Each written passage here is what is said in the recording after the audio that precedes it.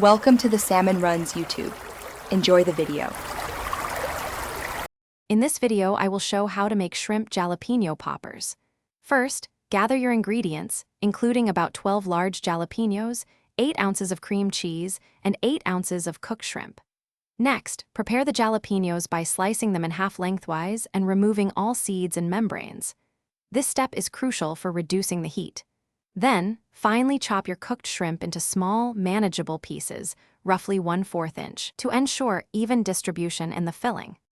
Now, let's create the delicious filling. In a medium bowl, combine 8 ounces of softened cream cheese with your finely chopped shrimp. Add a pinch of garlic powder, a dash of onion powder, and a sprinkle of salt and pepper to taste. Mix everything until well combined. Then, take each prepared jalapeno half and generously spoon in the shrimp and cream cheese mixture. Finally, wrap each filled jalapeno with a half slice of bacon, securing it with a toothpick if needed. It's time to bake these amazing poppers. Preheat your oven to 375 degrees Fahrenheit. Arrange the bacon-wrapped jalapeno poppers on a baking sheet, ensuring they are not overcrowded.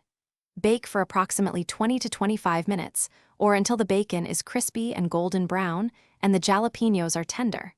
Once baked, carefully remove them from the oven. Let them cool for a few minutes before serving to avoid burning your mouth. And there you have it.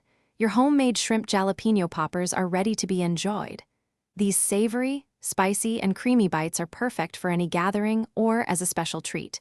They pair wonderfully with a cool dipping sauce, like ranch dressing or a zesty avocado crema, to balance the heat. Don't forget to check the description below for a link to the Owala water bottle and other great deals.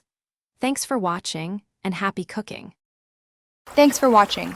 Consider subscribing if we helped you.